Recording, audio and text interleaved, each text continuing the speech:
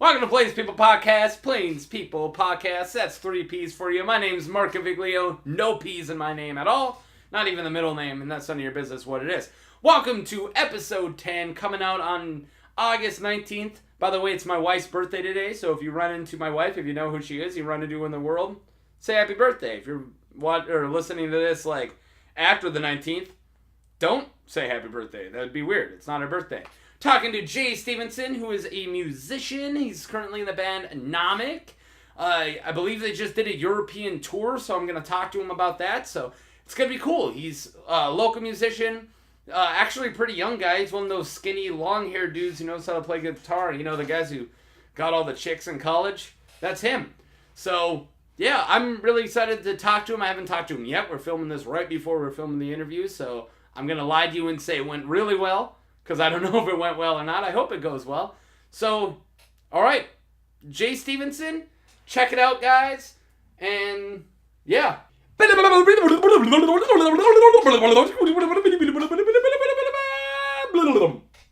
love that we're ready in an argument. Are we recording? Yeah. Are we arguing? I think we should start at we're ready in an argument. That's fucking hilarious. All right, Jay Stevenson, right? Stevenson's your last name? Yep. My real name's Jerry. I'm just going to get that out of the way. Is it really? Yeah, I'm Jerry Allen Stevenson II. Name is Jerry? Yeah. But I'm a junior, so everybody just start calling me Jay back home. So. Jay Jr. is way better, though. Jay Jr. Yeah, Jay Jr. is great. Jay Jr. Yeah. And but you never became JJ then. I was JJ at one point. You were JJ at one point? JJ, I don't know a lot of J JJs. Bones, J Bird. But the one that I hung on to, my favorite nickname that anybody called me was Mr. J Breezy. That's like what I signed up all my acoustic stuff as, Mr. J Breezy. Alright, that ain't bad. I guess I like Jay. I think Jay's has worked for you. And also, I don't know a lot of Jays. Yeah, fair enough. I know a couple JJs, and I don't like a lot of them. Yeah. Actually, all of them. I don't like any JJ. You like me, though. Yeah, you're Jay, though. You're the one Jay. Also, I love your PlayStation shirt. What shirt am I wearing? Oh, it's Dragon Ball Z. Check it out. Oh, yeah. It's awesome. It's like a Japanesey stuff. Yeah. Back. Yeah, cool. I thought a Spider-Man one, too. That was great, but a Japanese Spider-Man one? Yeah, it had the title and everything on it, and it was almost like manga, like Spider-Man, you know, like how he was sitting, because it was like half manga, half like OG Spider-Man. That's pretty cool. Yeah. So, all right, let's break this down. Where are you? Did you grow up in Fargo completely? No. I moved here like a decade ago. Okay. I'm originally from Fort Berthold. What's Fort Berthold? Like Newtown, Mandaree, Partial, the Steep reservation. Going. Oh, res. Okay, yeah. Which one? Where like Sacagawea is. Okay. Yeah. What's the name of that res? Fort Berthold. That's the name of it? Fort Berthold. Berthold. Yeah. Like I'm holding in the berth? Yeah. Like your berth. Like I'm holding in my berth? Berthold? It looks more like Berthold. Okay. So that's a res over near Sacagawea. Yeah. Okay, so you grew... Huh? Sakaga is how you say bird, and Wea is how you say woman in Hidatsa. Sacagawea? Sakaga. But there's no G in it, is there? Sakaga. Well, it's supposed to be. If they change it, then they're stupid. No, it's white people, man. What are you gonna do? So you 100% native then? No, I'm like a quarter. Just enough to get the healthcare? You fucking leech on the system? So you like all the way up like through high school lived there, or what? I lived there until I was about 13. And then we moved to a town called Holiday that was like 50 miles south. You know, now that you have the facial hair, you do look more native than I ever thought you did. Together now. It's the eyebrows. Too. Yeah, is that it? Yeah. I thought your cheeks got a little cheeks and eyebrows. more out. You're like, wow, his cheeks just grew. His eyebrows. You used to look like a skinny white dude with long hair. You are looking more native. You're starting to look like... That's what I was saying. Anyways, when I was 13, I moved off the res. I was about 15 miles south of the border. Yeah. No, but I moved to a town called Holiday. And it was kind of over by, like, you know where Beulah's at? Mm-hmm. It's in between Beulah and Kildare. I've heard it. Beulah? Was that what you just called it? It's Beulah or Beulah. Beulah is what I heard. Yeah, Beulah. Like Beulah. Yeah, Beulah. Yeah, I knew. I had like a redneck guy who worked at the factory with me, and he had like a deeper voice, and it always just sounded like the most redneck town. He's like, from Beulah. I'm from Beulah. Beulah? You been Beulah before, boy?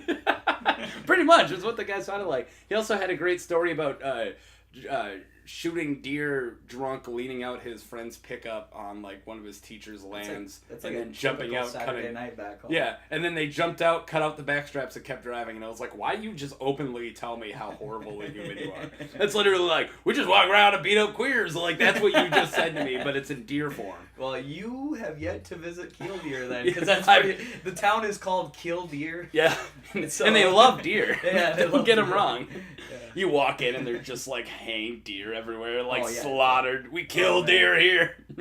Yeah, if you don't like animal abuse, just ignore that half of the state. Actually, ignore that half of the state and Montana. Actually, just ignore this whole region.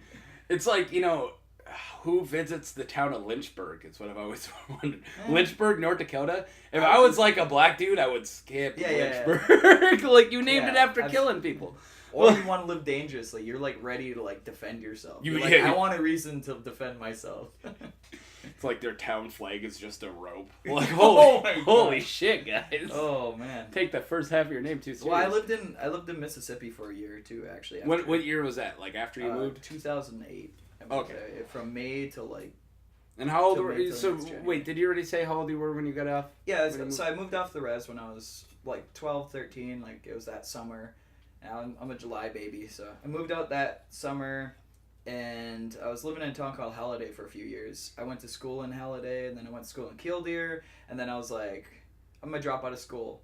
And my mom said, if you get your GED and you work towards like a trade, you can head over to what the hell is it called? Job Corps. Yeah. I know a lot of people that do Job Corps. Yeah, and so I was like, okay, I'll do Job Corps. And I wanted to do So Job for Corps. people who don't know what Job Corps is, explain what Job Corps is. It's pretty much like a place where you can go get your GED, but it's government funded, and you live on the campus itself, and you can do like trades there, like welding, culinary, and like mechanic stuff, and most of them are pretty good, and they're great opportunities for people who just aren't well off, pretty much. Yeah. I got like asked by every single teacher, how come I'm not doing Job Corps? Like that's how I remember it. Like every teacher was sick of my shit. Like go to Job Corps, and I'm like, I'm not a welder. I'm not ready to work in a trade, and joke's on me. I work in a factory now, so. I should have done it. They knew some of those should have went there instead of art school. I guess. Yeah, instead I went to art school. Well, I mean, that's like pretty much asking to not get paid. Yeah, except. Yeah. You're like, I'm gonna do something I love. No, I was about to say, like, but I make a lot. It has nothing to do with my art school education, exactly. But I get paid pretty well, actually. But I still paint, I want to say on the weekends, but that's so not true. When I can. If you go to art school and you don't get a teaching degree, you're not going to have a job. You know what I mean? No, there's plenty. There's actually a lot of... It's like getting a psych degree. It's like walking on a psych degree. There's a lot more jobs for an art degree than psych degree, just not around here. Yeah, that's what I was just going to say. It's all about because I lived out in opportunities Seattle. There was a bunch of... I did a couple internships. There was actually... And if I wanted... But it just sucked where every job I got offered there was like, hey, you want to, like... do all the work and get minimum wage, and I was like, no. And even that, everyone's like, dude, you turned down. I did a very small internship at PopCap, the guys who made Plants vs. Zombies. Mm-hmm. So like, there's a lot of jobs if you are in that area, because especially if you were looking for a video game, there was a lot of. I mean, designers. There are designers all over the place. Literally everything in your world has been designed. Yep. But does it pay well? Eventually. Does it start off well? No. Do I have a lot to pay off? Yes. Am I doing it? No. But I totally could right now. Instead, I'm like buying a car and got married and buying things that make me happy. Not being responsible. No. Yeah, that's the problem. Somebody told me this horrible sentence there, like, I was talking to the student loan person, and I had just like, I don't know why she told me the truth. I was like, hey, when I die, what happens to these? She's like, well, it's not an asset. Like, if you're paying off a house or a car, it goes to your next of kin. But, like, student loans won't go to your next of kin. I'm like, really? So as long as I have faked his death. I'm done. Like, all right, cool. I'm going to pay you guys so you don't garnish my wages. And I don't care at that point. I know that's a horrible thought, but why the hell do I want to give them the $70,000 I owe them if I only have to give them, like, $100 every 5 years to shut them up? That's true. And I didn't even do that. Anyways, this podcast is the worst one I've done so far, so that's great. It's already bad. Why is it bad? I don't know. I already said all those sentences about the student loan, so it makes me feel like a horrible person. Good. All right, I already worked like 8 hours a day, and this is my second beer, and we just did a bunch of editing. So if I'm talking a lot and not even noticing who you are, that's why. Jay Stevenson. This is how I've always remembered you, Mark. You're just so easy to walk over, man. I just walk right over your personality. What do you do again? Are you kidding? No, I'm just letting you have fun. You're letting me punch myself out. Yeah. And then eventually it's going to be all you get tired, you. then I'm like, now you're going to have to listen, Mark. Yeah. And then now I'm going to talk your ear off, and that's the part you're editing. My phone. And I'm gonna have it the most discombobulated way I could possibly do it, too. So when you're editing it, you're like, this story... Okay. Is it making First sense? thing first, we ain't gonna edit it. We don't do a lot of editing. We find a good spot for the beginning, good spot for the end, and that's about it. If you mess up in between, we ain't really gonna. It's a Anyways, you're not supposed to chop up a podcast all that much. No, especially conversation podcasts. That's the whole point of this. Yeah. And also it's natural and organic. Yeah. Well, that's what people want is a conversation. Speaking of conversations, and technically an interview. So, where are we, Job Corps? How old are you at this point? 14, 15? 16? You can't go to Job Corps till you're 16. That's what I thought. So for those of you that want to drop out of school, wait until you're 16. Then you literally can't until you're 16. Yeah. You can't drop out until you're 16. Well, because you either got to get emancipated or your parents have to let you. Yeah. And luckily my mom was nice enough to basically say, hey, if you bust your ass, you can drop out. Fortunately, I didn't bust my ass at Job Corps because I go there, I take the tape score, and I wanted my GED. Like, I just wanted that under my belt. You don't want to learn how to be a welder. You just want to the trades, everybody who could teach me that back home could teach me better than the people at Job Corps. Yeah, Job Corps. And so I was like, why would I do this? I would probably just learn back home, get my certification, and then do whatever one of these jobs I want to do. Yeah. And so... I go there. It was a few months. I was there for about 3 months total. And they wouldn't let me get my GED. I kind of felt sabotaged during the whole thing. Really? It was like the So last they didn't test. let you get it? No, it was the last test of the tape score. And I was 1 point above what I needed to score. But they told me like, oh, well, we'll hold you back and have you retake the tape score. I was like, well, when's that? And they were like, in another month. And I was like, so you want me to stick around for another month? GED... Yeah, and I eventually just left. And so you didn't do either of the things that your mom wanted you to do? And she was like, you come back home and then just get like a summer job. So I just hung out for like a summer, just doing random things here and there, like helping people fix stuff. And, okay. Yeah. And that was right around the time when I was like learning to play music for the first time too. I like picked up the guitar when I was 15. Really? So you weren't like one of those guys who got into the piano when they were like 5? No, dude, I was like... I'm still like one of the worst musicians you've ever known, but nobody knows it because I'm so good at faking it. Yeah, I'm tone deaf. The whole works. Like, you got a good drummer, isn't that a thing? Yeah. Don't you have a good drummer? I have. Isn't I've had Rick? A few good drummers. Isn't Rick your drummer? Rick is not the drummer right now. I was gonna talk. You're here just so I can talk about Rick. Yeah, Ricky just moved to Texas, I think. Really? Huh? I remember that kid when he was in 2nd grade. Yeah. Do you know this? He was getting picked on in 2nd grade, and me and a couple friends were in 4th grade, and we like beat the crap out of his bullies, which is totally not okay because the bullies were also in 2nd grade. So it was like not an okay story. But anyways, we were like, don't pick on him, and he was even small for 2nd grade. Yeah. Like he's a small dude, but he's Pappy's cool. Not like a huge guy, you know. No. I've only seen him like twice since he's been. I wouldn't go toe to toe with Pappy though. Who's that? His dad. Oh really? Yeah. He's a big dude. No, he's like Rick's size, but he's just, like. I know he can scrappy. He looks like he can scrap. He looks like he's seen a fight or two and held his ground, but he's the nicest guy in the place. But yeah, so we called him Little Rick, and we hung out with him like anytime I think I was more in 5th or 6th grade. So anytime our grades got near each other, I was like, Little Rick! And he was like, kind of the novelty. And then saw more going up through high school stuff. He was always cool. I'm glad he ended up being like fine. Yeah. And not like a douchebag. No, you never know with kids. Yeah. No, he's an awesome dude. And like he drummed, but he was leaving for Texas, I think, this last Sunday. I didn't even get to say goodbye to him because I was out of town. That's funny. My guy who was the best man at my wedding and the first person who produced a couple episodes, Billy, just moved to Texas. Really? So both of our Billies just moved to Texas. That's weird. Maybe they're moving in together. Who knows? Maybe. Yeah, maybe they'll flip to being gay together. Where in Texas did he go?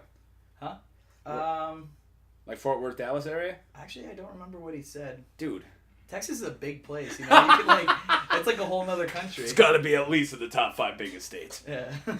I know it's the second. Don't look at me like that. All right. So, what brought you to here? How many years am I jumping? Oh, too many. All right, then you want to hear tell the me. story? I'll hurry skim up. over Keep some going. stuff. Okay, so I was 16. I left Job Corps, and that summer, I was in Job Corps the previous winter. Mm-hmm. That summer, right around May, the apartment just burned down from some old wiring. And and me and my mom were like, okay. And so my mom was cool enough to like get me and her a place up in Dickinson. Okay. And then my stepdad got a place in Killdeer, which is like a 30-mile apart. And weren't you already in Killdeer? I was in Halliday. We were just moving out of the town. We're like, I hated Halliday, dude. It was like. And these are just tiny towns. Tiny towns. Halliday's like 300 people, and there are 7 kids in the whole town. No way, dude. It was miserable, and as a teenager, dude, you're like, I'm moving there 13, spending the next 3 years there, so I did not like it. And it's horrible. Yeah, like the idea of fun. Every Wednesday, they have like a youth group bus come pick you up. Oh, no way. And as you know me, I'm not a very religious man myself. No. Neither am I.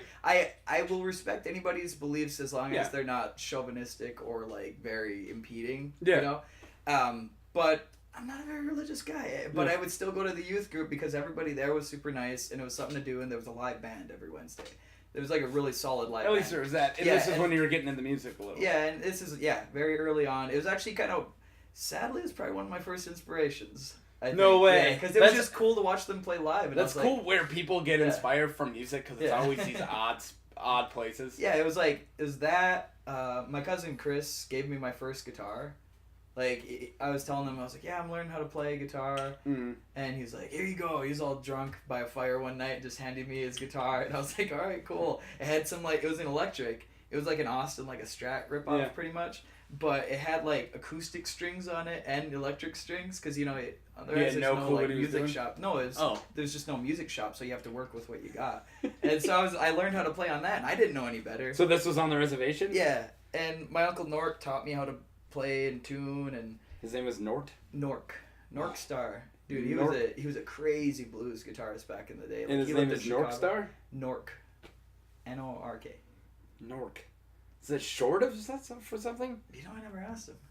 Nork. Yeah, all the years I've known him. That sounds like he taught me how to tune a guitar. Sounds like Mork's brother. Yeah, Nork. it probably was.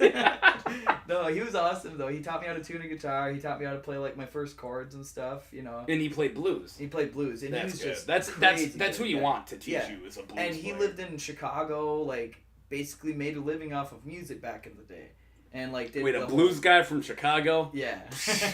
Well, he's originally from the Reds, but he moved to Chicago, did good for himself. Yeah. And then he just came back, and I don't know his whole story. I'll say that. Okay. Yeah. But he's my uncle. He taught me how to tune a we guitar. should get him in here. You're horrible. Get out of here. Sadly, he's passed away. But, all right. But Uncle Nork taught me how to play my first things. I got my first guitar from family. We're jumping ahead. My apartment burned down. Mm-hmm. Me and my mom got an apartment up in Dickinson because she was like, I know you don't want to move to Killdeer because it's super racist and crappy town. Sounds horrible. And I had gone to high school there and I hated it then. And it was racist and crappy? Oh, yeah. It still is. It still is, dude. The oil workers made it even worse out there, and just the town. So this is West North Dakota, I'm assuming. Okay. And then went down to Dickinson. You know where Dickinson is. I know Dickinson. Yeah. And I lived there in a 2-bedroom apartment with my mom. And we'll jump forward a little bit. I lived there for about a year, but I ended up joining a hardcore band as a screamer. I was the first metal band I was ever in, and I know exactly what type of band you're talking about. Yeah. Up until a couple years ago. Maylene and the Sons of Disaster. What they called? It was like Maylene and the Sons of Disaster, and Every Time I Die had a baby. I don't know any of those. Okay. But anyways, I was gonna say every band here, local band, when I was in high school, up until 5, maybe 6 years ago, bands all of a sudden, Fargo local bands, hey, dude, I know how to sing. And everyone's like, wait, how come you haven't been singing? And now we actually have, bands. Yeah. But for the longest time, it was a 10-year span. It was G, G, G, G, G, like the same beat, and then just rah, rah, rah, rah, and it was this is every band. And we still, went to those shows. Well, they were just horrible. It's all about the I can't energy, handle I that think, crap. on those performances. Yeah, but it was worse when they did those, but didn't move. Yeah. Like when you had a They're guy just standing sitting there. stationary in front of the microphone, just like, rah, rah, rah, rah, rah, and it's like, Yeah. and at least jump around. Yeah. But he's just standing there. But you couldn't jump because the beat's like, and you're like, you're not gonna move to this. Yeah. Like, and then every once in a while there was like one punk band, like Too Fast for Frank, just comes out of nowhere, and I'm like, finally, like something I can listen to. You know, it's a lot of inspirations for that. The band I was in they were from the South, so they played like Southern hardcore, and we had like singing onto it, you know. So it's just kind of sounded like a lot of hard rock music, pretty much. But like, I don't know, more alternative, I guess. Yeah. But I joined that band. Long story short, we all moved down to Mississippi. That was where the two brothers are from. Lived down there for about a year. That's how I ended up in Mississippi. I moved back. Ended up getting like kicked out of the band. We had like some disagreement or something. We were all living together, so I was just like, I'm just gonna move back. So they kicked you out of the band? Yeah, they kicked me out of the band. Jeez. And, Where do they go now? Where are they now? I don't think they're playing music anymore. I just want to see, did they do you a favor or not? See, I don't know if you understand recording, but no one saw your hilarious head nodding. That was the point. Oh, okay. No, it's like, no, they in a lot of ways they did me a favor because I ended up here and I ended up playing music I wanted to play. Yeah, that's good. And it was fun. I mean, I had fun while I was down there. That whole year went by pretty good. So you were in Mississippi for a whole year. Yeah, it was like May 2008 to like that following 2019 or 2009 January. A long year. Yeah. Yeah. Okay. So at this point, so if you're then are you coming into this town about this then point? I moved back home to Killdeer. I lived there I moved back to Bismarck and I lived in Bismarck for about a year. Okay. It was like you're all over the place. I was just couch surfing at that point, you know. I was just like jumping around. I'm like, all right, I'm playing music here and there, but there was like a band I had tried to start. I was living in Glendive, Montana for a bit. Yeah, I know my buddy Michael and Troy, they had a band up there. I was there for like maybe a month, and it was actually going pretty good. And we had just found a drummer, and I ended up moving back, and there was a lot of drama back home with my family, so I decided to stay and kind of like be the voice of reason. Mm-hmm. And I told those guys, I was like, I'm not coming back to Montana, you know. I felt bad. I always felt bad for dipping out on that because it actually looked like it had something. It had a lot of potential. Mike was a really cool guy, and I don't know. I was like, he let me crash at his place, him and his uncle's place, and they were cool guys. And I just like didn't get to go back because there was like drama back home with family, and that sucks. Decided to stay back home. Stayed there for a while, and about when I was 19. Ended up dating this girl and moving here, and we got a place together. And it was like 8 months before I even like knew anybody in town. Like I was just like in my apartment. And that was it. Because I'm like 19 in Fargo. There's nothing to fucking do. No. And once you hit 21, you get stuff to do. And there were like 2 people. Is this about when I met you? No, it was Ben.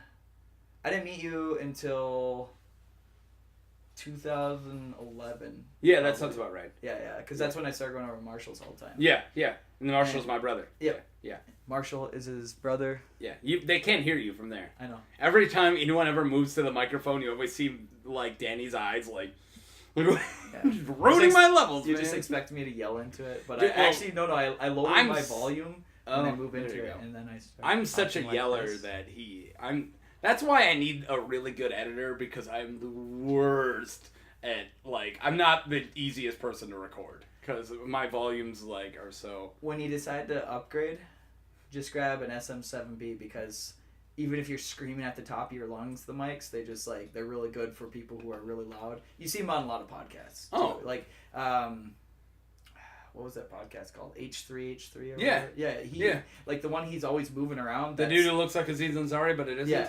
No, that's a SM7B that he's using. I have that at home. I do voiceover stuff with it. Well, shit. All right. Yeah, they're nice little mics. I didn't even pay for this one, so maybe maybe if we somehow get enough listeners where we can get a sponsor, we can spend money on a microphone like that. That sounds good. Hint, hint. All right. Okay, so you just now get to Fargo. What year is this? This is 2009. 9. Yep. All right, and I moved away in 2009. Where were you living at then? That was Seattle? That was Seattle. Okay. Yeah. No, I moved away in late 2008. Okay. So I was in Seattle 8, 9, 10, and then I think came back I came back in 2011. Okay. March 2011. Yeah, and that was right when I met you. Yeah. Marshall didn't quite move into there right away. He eventually did pretty soon, because at that time his roommate was living in the same crappy apartment that I got a crappy apartment in. Okay. Same crappy apartment building, and then they went and got a house together, and then that's when with Marshall and a couple other people, and then roommates shifted, and then one of the roommates and me, who was my best friend, had a big falling out. And I started going there less. Wait, was your roommate, was he your best friend before he was your roommate? It wasn't my roommate, it was Marshall's roommate. Marshall's roommate, okay. Yeah, it was my best friend since 2nd grade. Okay. A huge falling out.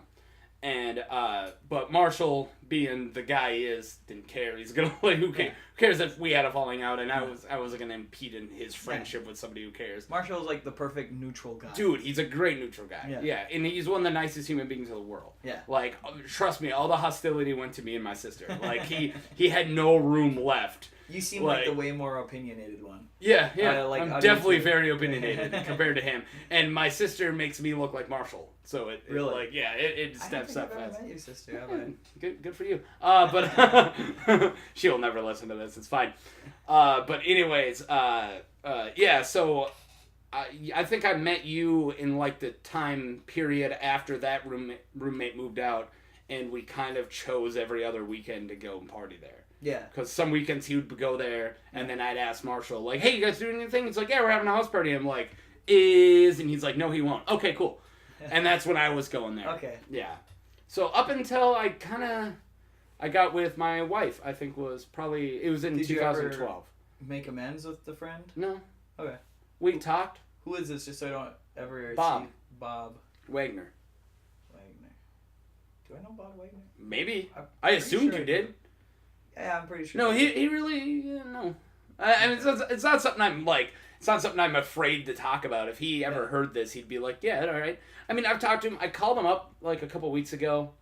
I saw him downtown, and I wasn't really drunk, and it was bar closed, so I wanted to like Olive Branch and see if he wanted a ride home, and then I guess he lives near downtown, so he didn't need one. And then I drove home, and I talked to him the whole ride back. Yeah. And he really, like, the last thing he said to me was, like, extremely over the line and pissed me off. Okay, so and then I got off the phone and I was like, not doing that again for a while. Yeah. It was all good until the very end. end. And then he like, said, like, this completely out of line. I was like, dude, fuck you. Like, what the hell? Has he always been like that? Yeah, dude, he's a very mean person. Okay. It was one of the most painful things. He was a very violent friend. Yeah. Like wake you up with, like, hitting you in the face with a shoe. Like, that kind of a guy. Yeah. And I lived through it because I kind of did that for a while. We don't need to get into this. But but he very, very train wreck of a human being. From like a conversation, and I'm the last thing I want to do is get into this. But yeah, so he lived with Marshall for a while, and he had he had a lot of, like, a giant train wreck thing where he was being a complete piece of crap, and he drugged me down with it. Okay. And I'm sure he'd agree with that. I think we've all either been that person or had that friend. Yeah. And he just took it too far. Yeah. And then afterwards, when it was time to make it okay, he played all of his cards wrong. Yeah. And I'm never going to be okay with him completely. Yeah, fair enough. And that's it. It was stuff like that. Yeah, and I moved on. I mean, without all of that, I would have never met my now wife. Yeah. And that was about a year after all that. So I met her in 2012. Okay. And I was still... Around that time, I was still going to Marshall's. You were like, oh, I gotta find a girlfriend before the end of the world. Yeah, pretty much. I met her like 2 months before the end of the world. Okay. Yeah, no, I think we started dating in June. I know we started dating in June, and we met each other in like May, so a little bit before the end of the world. And the world was what, December? Yeah, something like that. Yeah, I think it was. Anyways, enough about me. Who are you, Danny? What's your? No, I'm kidding. I never get to visit with you, so I'm just listening to you go on about your life story. Yeah, one day we'll tell him to shut up sometime. Yeah, dude, you really. I'm the worst. I don't know why I do a podcast. I'm the worst person to do one. No, I like listening, man. It's all about experiences, and there's no better way to live through somebody's experience than to listen to them. Yeah, and that's the whole point of the podcast. Is I also feel like everybody has a story, and there's no, as far as I know, there's no one tapping the well of stories from around here. Fair enough.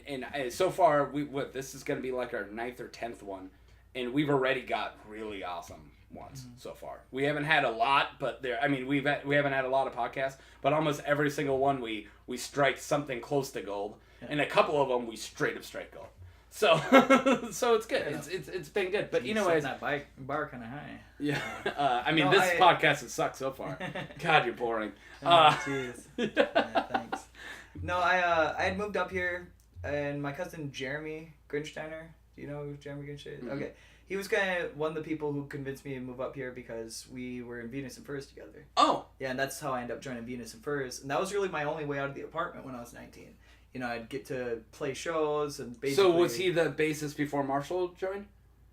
It was long before that. No, he'd played bass and guitar kind of back and forth. Okay. And we'd switch spots a lot of times too. So you can play bass too then? Bass, drums, guitar, very light piano. You just said you're a horrible musician and then you... Yeah, there's like so many better people in the world that, there's a bar so high that on the scale of are you okay to am I, savant in music? Yeah, well, I'm not asking, hey, are you the next whatever? Yeah. No, I'm just... I play music like an amputee. Okay, I can't carry a beat or hold a tune. I don't know, man. That guy who can play the guitar with his feet could probably out shred you. Yeah, probably. Very easily. Yeah. Or that guy with no arms. What about that guy? I don't know. There's a guy who plays guitar. It's a joke about not being able to carry or hold something. Are we still on this? I'm saying there's still a bar. It's a joke I stole from Jimmy Pop from Bloodhound Gang. That's what you get for stealing jokes. From Jimmy Pop from Bloodhound Gang? Yeah. I thought you were going to say that's what you get for liking Bloodhound Gang. I was going to be like, listen here, dude. No, Ray for Boobies is a masterpiece. Yeah. It is, actually. I love sad that there was never a follow-up that, Hefty Fine was great. It wasn't. It was. Dude, Hefty Fine's great. Yeah. That's about it. I'm not gonna... You're just ready to disagree with anything. No, I love Hefty Fine. I think of it as... It's there. I honestly... But which one do you think's better? Hooray for Boobies. For nostalgic reasons. It got me in first. Yeah. That's it. It got me into it first. But honestly, I listen to Hefty Fine more than Hooray for Boobies. The reason we go back and listen... Alright, we're getting the minute 2 of our Bloodhound Gang argument. Yeah. The reason we go back and listen to music is because nostalgia. That's the real reason we go back and listen, and it's the most powerful drug I think exists in the world. Definitely. And I think my favorite bands I got into when I was 6, and they're still my favorite bands. There's moments in your life when some happens, and you're like, I love that, and then you go back and you're like, man, that was a good time. I remember listening to this, and it's all because of nostalgia. Yeah. That's what makes it a masterpiece to you, because it's all about what you like. You don't care about what anybody else likes. Oh, I don't think you do. Dude, I'm a nihilist. If you believe that that's your favorite music, then that's the best music in your world to exist. No. And I think that's kind of what goes for everybody. So when we're talking about Bloodhound Gang, if I agree that Hooray for Boobies is the best album, and you agree for Hooray for Boobies is the best album, in this room, 2 out of 3 votes say Hooray for Boobies is the best album. All right, you did this amazing, great monologue about love and nostalgia, and then you're like, hooray for Boobies. Hefty Fine sucks. It doesn't suck. It doesn't suck. It just wasn't as Dude, good. it had a lot of good songs. Yeah. I really wish I could have pulled one. Balls Out was on it. The Least You Can Do was on it. There's a lot of good songs. But it wasn't as good. It Ain't My Job to Fuck You on Your Birthday. That song's amazing. I can't remember the name of it right now. See? You can't even remember. Oh, I can't remember the name of half of Hooray for Boobies either. Alright, I actually know every song. Yeah, you had a flashback, you're like, I know the whole But I'll tell you right now, I think their worst song, once you get over the shock value, is on Hooray for Boobies, and that's Lap Dance is Almost Better When the Stripper Is Crying, because that has nothing, there's no talent going on. Yeah. He's not doing crazy, weird lyrical acrobats, he's not doing anything, it's just like... Boom, bing, boom, boom, bing. There's no music going on. Once you get over how funny that is, it's not good. Yeah. And there's nothing you can say that about on Hefty Fine. You a fan of Trevor Moore at all? That sounds very familiar. He's the Whitest Kids You Know guy. Oh, yeah. He did... I thought you were going to Trevor Noah. No. I was like, not really, but... Trevor Moore. So Trevor Bloodhound... or Whitest Kids You Know. Yeah. Talk about musical talent and great lyrics. That guy. Trevor Moore? Yeah. The dude from Whitest Kids You Know? Yeah, He's got he had musical? He had really? an album called... Everybody in here like nodding their heads. I didn't even know he did music. He did like a song, like there's like one that's High in Church, where it's kind of like a low pace rap song, and then he's got the Founding Fathers. He does a song where it's like he does like a Snoop Dogg solo in it, basically like Snoop Dogg rap solo, and it's just like a mashup. He does a country song called What About Mouthwash? What the heck? It's great. And did he ever incorporate the music into the show? What is Kids You Know? In the sketches? Think they did one that was like Hitler rap. Dino Bones. Dino Bones, yeah. And that was okay, that might be ringing a bell. Yeah. I mean, I don't know if he wrote that though. That might have just been them as a collaboration. I remember absorbing everything What Is Kids You Know did when there was like 2 or 3 seasons, when there was only a couple seasons, and it was right when I was in college and I watched every episode a bunch. And then, you know, it's not like we had cable or anything in college. And then when the more seasons came out, I only saw bits and pieces. So I could be more into What Is Kids You Know, but I still think fondly on them.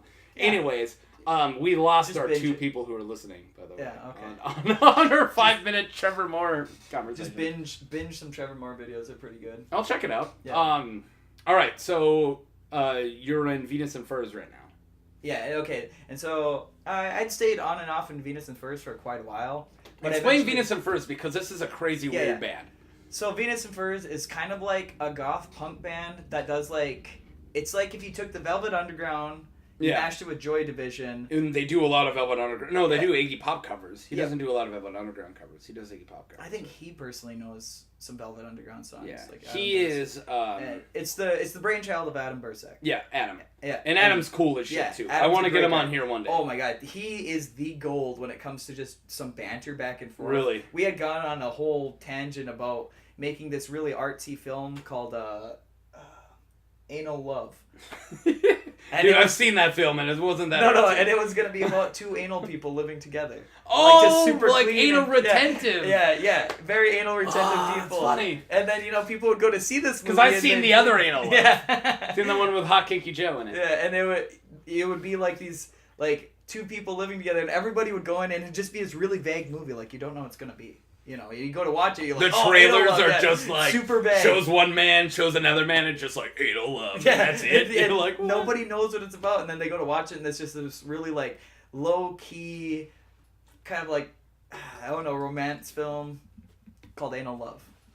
That sounds pretty good. And me and Adam were going on about this after pitch. a show, and we scared everybody off that was there, and we're just laughing. We're like on a lawn pretty much, sitting there cross-legged and just talking back and forth about Anal Love. And one by one, people are just leaving this little party area. One by one, and me and him are just laughing back and forth, going on about Anal Love. Can I pitch you my? It would be more of a short film than a movie about anal. Is it called Jabberwocky Bukkake and the Other Dogs and Moose? No. So I came up with this idea, and I'm gonna pitch it to a friend of mine who does animations, because I kind of did a little bit of voice acting work with a guy I went to art school with.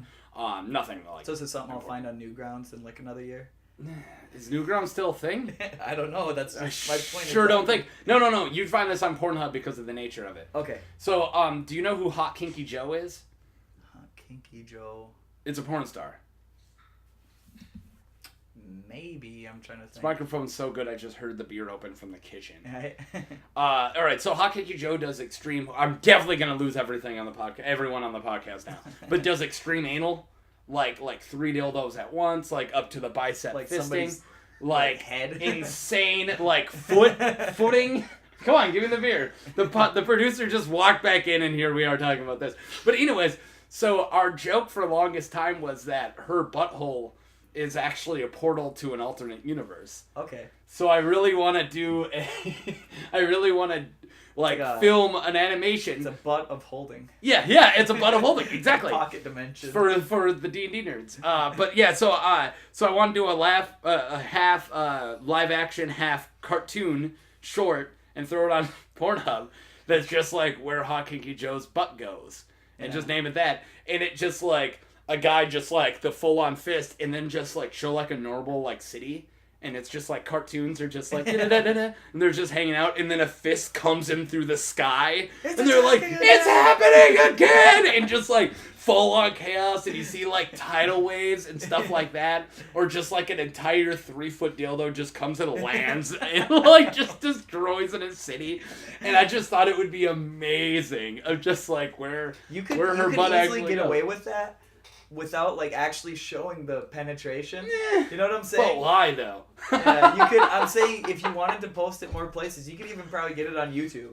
I want to know I want to know that somebody clicked what's the name? Hot Joe? Kinky Joe, all one word. Okay, so you could actually hit up Hot Kinky Joe and just see if she wants to do it. Yeah, maybe. And she's done weirder. But she'd just be like, "What's it pay?" Yeah, pretty much. It's like, so what do I agent. put? And they're like, no, actually nothing. But anyways, no, I thought it would just be great if somebody just clicks it like, ooh, a Hot Kinky Joe video, and it's a joke animation. Yeah. So I want to know if either Pornhub's going to hate it or just love it. You just get a bunch of comments that are like, need more source, and like the whole work. somebody just gonna be like, so hot. Or just like what they always comment on porn. Not that I look at porn comments. I totally do. They're always hilarious. But it's just like, came at this second. Like, oh man, if you never look at porn comments, they're the best. Anyways, what's her name? Yeah, we lost the two. Yeah, what's her name? That's the big one. But I was gonna say we lost the 2 listeners, or definitely. But I was gonna say one more on that of something to do with. Oh, great thing about Pornhub. People post not porn on there since it's less regulated. I'm just gonna cut you off right there. Are you sponsored by Pornhub? No, because you're going on a tangent. Dude, yeah. I'm married, man. So you no. Sponsored by Pornhub. No, I'm not. We're not sponsored by anyone. I just, I'm endorsing a product. I'm endorsing a product I support. Anyways, I'm not on premium or anything. I don't have a problem. They're going to give you a membership after selling them this. So people like to post not porn on there because it isn't as regulated. Mm-hmm. So you can literally find like full Star Wars movies and stuff they'll post. So and it's easy to download from Pornhub. So that's actually how I had like Rogue One on my phone. And someone's like, "How'd you download Rogue One before it came out?" I was like, "Pornhub. How do you get your Star Wars movies?" Are you still on LimeWire? All right. I promise I'm done talking for a while. I went on a huge porn rant. You can tell me more of your life story. Yeah. No, I had ended up here and did the Venus and Furs thing for a bit. Like I said, Venus and Furs. So also, they've been together for ever. Like Adam's been doing. So back on Venus and Furs, Adam's been doing Venus and Furs with a once had a drummer named Tess, who was also in my former stepdad's cover band, and I was in like 6th grade. Okay. I was like a kid. Yeah, it's That's how long Venus and Furs has been going on. Like 12 or 14 years? Gotta be longer than that, dude. Really? I graduated 10 years ago. It's gotta be longer than that. Adam's aged well. Yeah. He's he looks really old. good for his age. Yeah. Adam's just been doing it since since he was out of high school, right? Yeah, I'm pretty it's sure. Kind of like a high school band. But it's one of those projects I hope never dies because. But you guys don't get together too much, or are you still technically? We did the Halloween show. Okay, did Marshall join with that? Yeah, it was me, Marshall, and Josh. Okay, and but it's literally like once to twice a year at this point, kind of. Yeah, it'll be like once to twice a year, and I'm always down for it. It's just if I'm available. Yeah. Really. Because I'm hardcore focused on my own stuff, my own music. And while I was living here during the Venus and Furs stuff, I didn't really get out too much because I wasn't old enough to drink, and I didn't really go to parties. I don't even think I really drank that first year I was here. And I ended up starting my own project, which this is the precursor to Anomic. Okay. It was Ride the Cliche, which is the old Stone Temple Pilots song. I was gonna say it's one of my favorite STP songs off of Tiny Music. And it was actually because I was playing that song, and I had written a song that was very similar sounding. And I was like, what'd be real funny is if I named this song Ride Stone the Temple Cliche. Pilot. Oh. And so it'd be Ride the Cliches song, Stone Temple Pilot. Stone Temple. All right, I feel you. And that's I think you remember Ken Bartz. Probably. Does that? He did the radio out of his basement. He's got I never met him. I know who you're talking about. Yeah, Ken's FM. Yeah. I've never met him, but I do know who you're talking He about. did pirate radio for years and then did his own. For a very long time, like before Radio Free Fargo came out, I knew all my friends who were in bands would do that radio, and I was like, okay. Ken had recorded Ride the Cliche right away, early in its early stages and stuff, and that eventually became Anomic because I pretty much retired Ride the Cliche after 2 years of doing it or so, and I was like, it's just. I was through members constantly, which is very similar in my current situation. It was I just go through members so quick, and it's not really that I don't think I'm a bad guy to work with, and it was just kind of everybody would be doing their own thing. Mm-hmm. Ride the Cliche had started with me, Jake Stevenson. Are you keeping track of time, producer? All right. And Brady Mears. We were the just some people. No one rang a bell, but I don't know everybody. Jake Stevenson still does music. He does a lot of music downtown. He's worked with Michael Pink. He's done his own project a lot. He's a really cool guy. And he was the drummer for that, but drumming wasn't his forte. That was his, he's a guitarist and singer, and then he hopped on drums. But since no one will drum... Yeah, he was back in... He's like how every bassist becomes a bassist. Yeah. I guess I can play bass. And then there was a bunch of different people in and out of the band, and finally I was like, well, I like Ride the Cliche, but it was a very, grungy sounding band. The sound especially if you're kind of going off of an STP song. Yeah. It was...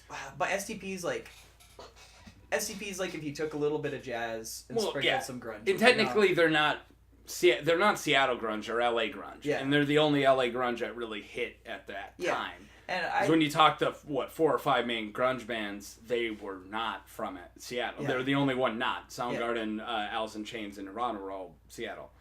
And with that, I kind of was like, maybe it's time to retire the Ride the Cliche thing. Mm-hmm. I just finally, I decided I wanted to work on Anomic stuff, and that's when Anomic became a brainchild between me and Jeremy Grinsteiner, my cousin. Okay. And then that was when I met Jess, and that was when Rod Meridian was the original drummer from that. It was actually me. Rod Meridian? Yeah. Friends with him? Yeah. Older guy? Yeah, he played drums in that band. Huh, and then, cool. I didn't know. I'm friends with him on Snapchat or Facebook. He's one of the weird dudes I got into a huge conversation about Primus with at Side Street, and we became friends on Facebook. He's a really good bassist. Dude, he's cool. Yeah. Just from what I've seen from Facebook, he seems like a cool guy. And we did our first tour, and then he had quit at the end of that. He just had his own personal stuff to deal with, so he quit at the end of that. Ended up getting Chip on drums for a while. You remember Chip? Eric Williamson. Yeah, maybe. I know a lot of people, so names are He goes by Chip. Anyways, he was in the band after Rod had quit, and then Jess left the band, and then I ended up getting Sean Templeton on bass, and then I had Brady Folkstead on guitar. He was a guitarist in Ride the Cliche too. Okay. And so it was we kind of transferred over into this, and I'm just throwing out names. Yeah, no, it sounds like you've just got this rotating... Yep. And it was a 4-piece for a while. We did a tour and everything. We recorded our first album for the 3rd time, where we finally got it right. We're like, okay, yeah. And even now, I'd love to go back and re-record it. And then Sean was pretty much like, hey man, I got a good job in Denver, and I'm gonna move. But this is 6-month warning. So he was really cool about it. And Brady was like, well, when Sean leaves, I'm probably just gonna go back to school, do college. And I was like, all right, and so you're becoming a 2-piece pretty quick. Becoming a 2-piece, yeah. And it was I had 6 months to work on it. And I'm sitting at home, and I'm trying to rack my brain, who would I want to even replace Sean on bass? Because I had a lot of fun with Sean. He's one of my best buds, and he's a great bassist, great musician to work with, and a great songwriter.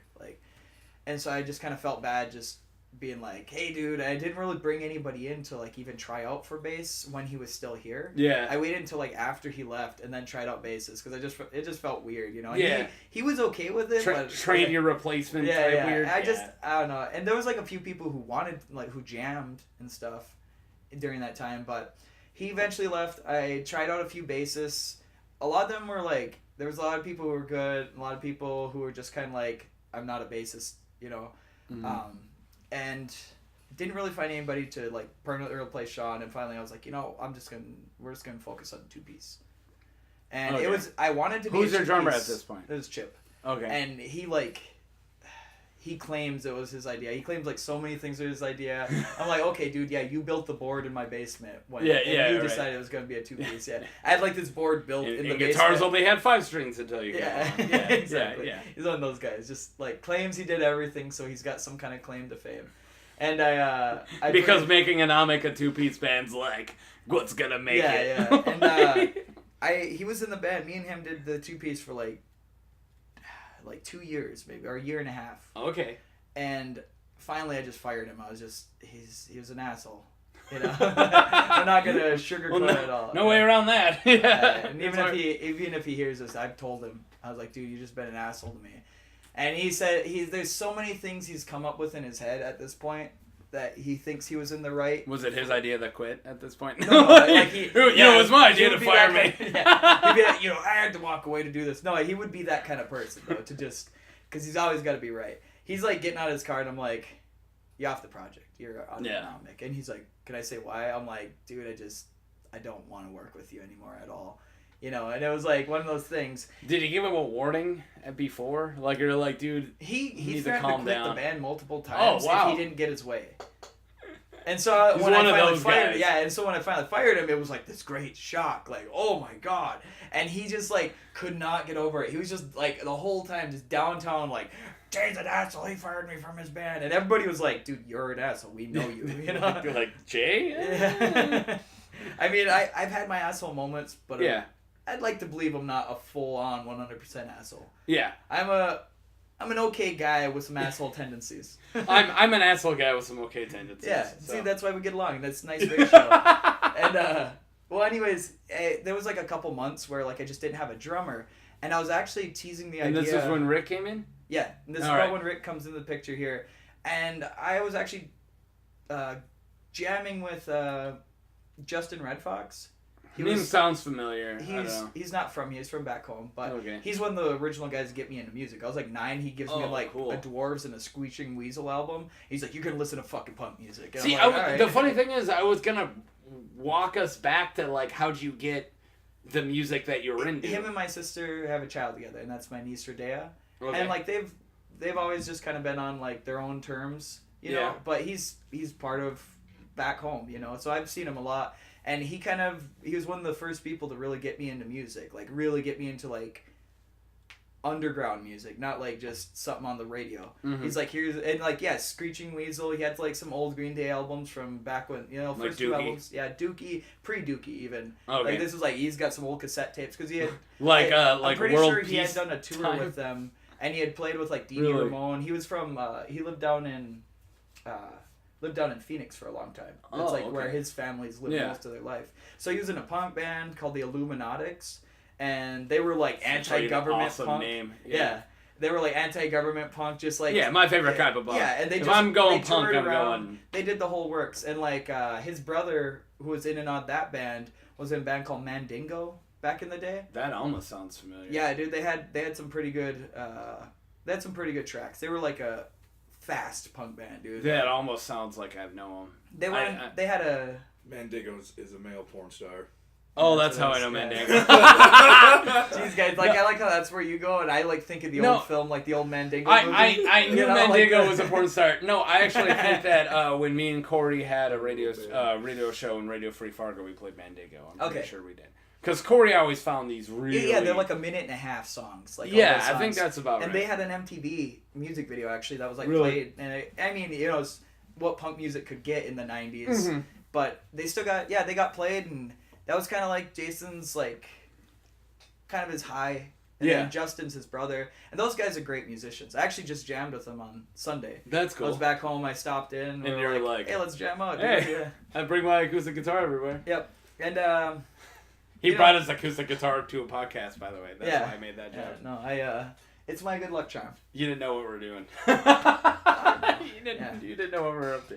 I don't know. I think sometimes you'd like to. I know you'd like to hear my acoustic songs. Yeah, sure. I remember drunkenly doing a lot of different songs with you when you had your acoustic. No, it'd actually be funny if he, after we're done, recorded his Fluffers, which would be good. Fluffers isn't what you think it is. Okay. Not that kind of fluffer. Exactly what I know. Bring in the fluff. No. Which one of you though? is the fluffer. I said bring in the fluffer. It's not one of us. I go in his pants. Okay. That's Yeah. All right. back and forth, right? Actually, Don't worry about it. Docking. So anyways, it's a warm. yeah, we're gonna go on a kind of tangent. We're gonna go on a tangent. Let's about just docking. Stop ourselves now. This is so bad. Yeah. All right. Frozen docking, but that's what we do in the north. So at that point, I didn't have a drummer for about 2 months. I was actually teasing the idea of hiring the guy from 12 Stones. Oh yeah. The one he needs something to do. But he was the guy from the song with Evanescence. Song, yeah. Wake me up. Wake me up. Can't wake up. Yeah. He's that guy he's that like a no really one cool dude. knows exists. Yeah. And he's a really in one of the cool most dude. overplayed songs ever. And everyone's like, yeah, The dude, story Evanescence. behind that No, the is, 12 like, Stone guy. he got flown out last minute to do that song. Really? And it was just kind of like, he was like, all right, and I don't even think he really wanted to do it, but it was like a paycheck. So he's like, okay, and he went and he helped finish them. He helped finish the bridge and stuff, and recorded that just in showed up in the middle of the night, recorded it, and left. Didn't know it was going to be a hit at all. And that was her first hit. No one knew Evanescence was before that. Collected royalties on that, and he's got nothing to complain about. Dude. But he was. I think 12 Stones weren't touring that summer or something, and I had booked a tour, and that was our Tantric tour. That was when we were going out with Tantric. Okay, now I'm just picturing you in the middle of an Anomic song, and you just hear wake me up! Sorry, that's all I can associate him with, so he's like, can't wake up! And he was just singing that. I was teasing the idea of hiring him for the tour and stuff, and I was like, oh Did man. you know him? You talked to him? I knew him through a mutual friend. Where's he from? I think he's East Coast or somewhere. He can't be from around here. Yeah, he's not from around here. Okay. No, but no way that happened. It'd be kind of fly him out and then we'd tour together. Yeah. And so we had all these shows booked and we were going to do the Tantric and the Future Leaders of the World tour. 2 different tours. Those are 2 different bands? Yeah, 2 different bands. Future Leaders of the World had a few hits in the early 2000s. Okay. If you look them up, you'd be like, oh yeah, I know that song. Okay. Tantric, right? They had that, I know the breakdown, honey. It was some song. Oh man, that does sound familiar. They were not even precursor, the descendant of Days of the New. Oh. Well, I finally found the reason. Yeah, no. I love Days of the New. Yeah. I love that one That's song. kind of that. That's what Tantric spawned from. I don't know how exactly. I was just kind of halfway told through different things here and there. And I don't even know if that's fully true. That's what I was told while we were on the road. But Tantric has a decent following. Back in the East Coast anyways. Anyways, but I eventually hired Ricky. Oh, so right right after that. So you're toying with the Wake Me Up Inside guy, and you went with a tiny blonde dude who went to elementary school. I had met Ricky when... Is he a good drummer? I gotta know. He's that guy's got energy upon energy when it comes to drums. Yeah, and he's like a ball of energy. He's like a little and he puts on a Tasmanian devil or a badger or something. He's like a little dude who's like, yeah. He and he can play his main drum is gent. He likes that progressive metal gent type stuff. I don't know what that means. I know the 7 forms of lightsaber combat, but I don't know what you. Yeah, right. No, he's... Yeah, me too. That wasn't a joke. You don't know the 7 forms of lightsaber Okay, so combat. let's see, there's... Start with number 1.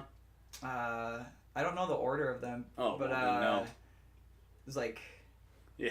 Sarisu. That's style 3. I just know, okay, because there's... Yeah, that's Sarisu. Is double. That's Jarkai. It's not one of the 7. It's an offshoot. Jarkai, isn't that from... There's one that's G-Chu. G-Cho. G-Cho. Yes. Yeah. No, Shicho. Sorry, Shicho is number 1. Shicho is So we did number 1 and we got 3. Isn't it? No, you're thinking aggressive would be 4 and 4. Yoda's form is called the aggressive form. I thought the... I'm not going to say the name unless you get it. Yeah, no. Should I just give you all 7? Yeah, you probably know it better than me. I know them all. Yeah. I got to memorize. I know I watch Star Wars Versus videos on YouTube. Yeah. All right, I know. I'm gonna say him and then we'll wrap up. Sorry, he's never given me the wrap up sign. Oh God. So Shicho, Makashi, Sarisu, Ataru, Genso / Shien, and Naiman, which branches into Jarkai. Okay. And then Juyo, which Mace Windu adapted into Vapad. All right, we can move on. So he's a good drummer. He does a Gen style. So Me and What is Ricky, gent? I had I don't seen know. Ricky What is play that? What's with that a- mean? What's gent style mean? Gent's like, it's like some... Best way kids always explain it, they're like, oh, gent music. It goes gent, gent, gent, gent, gent, gent, gent, gent, gent, gent, gent, gent, gent. It was like, Okay, it's basically punk math. style. It's math rock, essentially. It's math rock that turned into progressive metal, that turned into Okay. hardcore meets progressive metal. That's Oh, pretty God. much what it is. I just like music. Yeah, I know. Yeah. I'm just... It's the best way I can explain the progressive metal style he plays. And I had met him while he was playing in a different band. And I remember their singer was like, "Don't you steal my drummer." And I was like, it's jokingly, he's like, "Don't you steal And my you're like, drummer." watch me. No, this is like sometime later, and they had... Dude, I got the wake me up inside guy coming. I don't They need had him. slowed down or something. I can't remember exactly what happened. I don't think they were playing anymore, though. Yeah. And I'd gone to Ricky's house for his birthday. And I'd kind of jammed with Ricky on and off, but I hadn't had a drummer for a minute. And me and Ricky on his birthday played for like 5 hours straight. He was like wasted, and we played into the morning pretty much, just jamming out in his And basement. that's when you know you got something. Yeah. And When it it's like, holy crap, has it been 5 hours? Yeah. And we had played music Something's for going about on. 5 hours. And no actual songs, you guys are just going. Just jamming. at That's that point. awesome. If And I just- was a musician, that's what I would want to do. Just like meet my soulmate by doing that. And pretty much the next like year and a half, 2 years, me and Ricky had jammed And then you guys two-pieced. Yep. Right? two-piece. So, yeah, so because from what I remember of Anomic was it was a two-piece. Yeah. And I remember I was thinking like, That's when I believe the band was like. do they born. not know a bassist? Like Marshall, is it with you and Have another... Have you heard it though live? What, Anomic? Anomic's great live. But You've it heard do- it live though. Yeah. As the two-piece. The Rise of the Two-Piece? No. What's that mean? No, as the two-piece. Yeah, that's when I saw you guys live. I'm And pretty so, sure it was like, a two-piece I got the like subwoofer end, and I'm like, why does our band sound like more of a band. of a band Well, as two people? Than That's it what has as, like, I've a described four-piece. you guys as a two-piece who just kill it. And that's because I think I've seen you guys like 3 times. Okay. I want to say.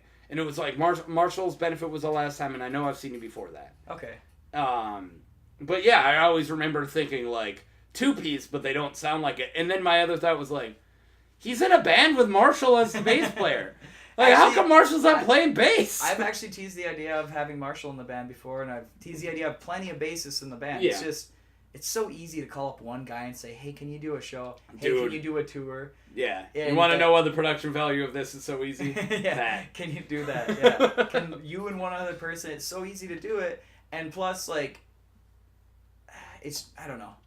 You like it? You like being a power duo? Yeah, Like I like it. Tenacious D? I like just being able to talk to like one other person and not having to like. And you don't think the lack of bass player heeds you at all? It does. It messes with a lot of like progressions that I'd like to do. Okay. But it's like I'm never gonna play guitar solo in Anomic because there's no room for a guitar solo. Because you can't have drums and a guitar. Yeah. You need something to continue that rhythm with the drums. Yeah. Yeah. I know nothing about music.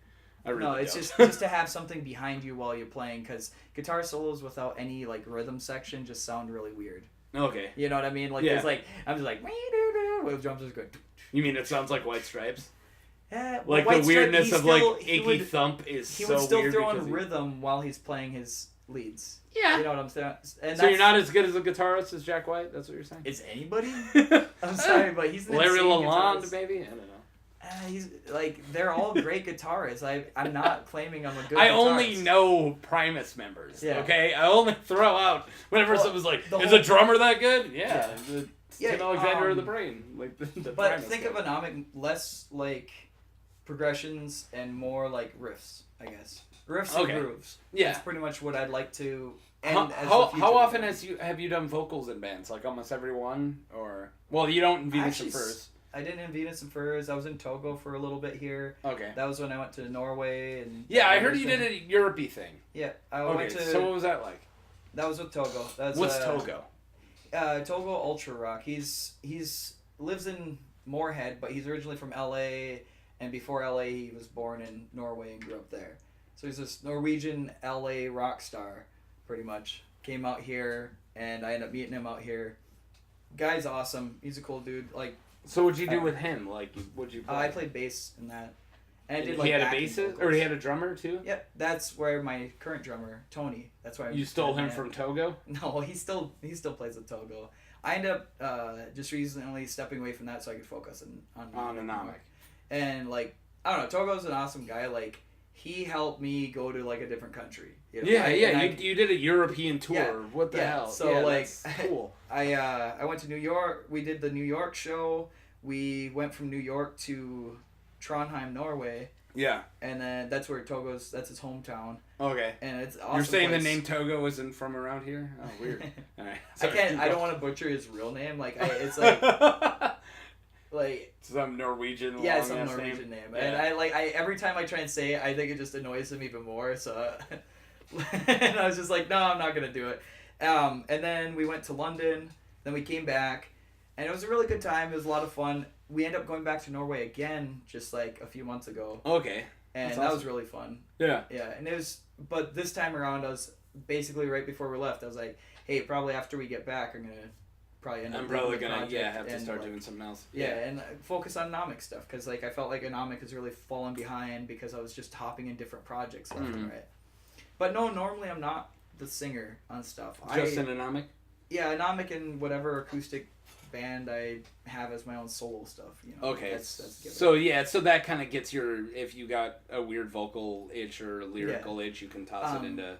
Like I don't really think I'm like a great vocalist at all. I just kind of like, because I think my voice is weird and niche, you know, and so I just kind of do my own stuff with it. Yeah, I don't really like try and make my voice sound like anybody else. It's just kind of when I do karaoke for any band, like because I love karaoke. I sound like the lead singer of Modest Mouse. I sound like Isaac Brock and everything I do, which is so niche. But it like totally scratches that one itch. It totally does that one thing. But like when I'm like, oh, I gotta sing a high note, I'll just crack my voice, like because I don't know how to like, but I can go like just every once in a while. Yeah. Well, I mean that's kind of what Isaac does.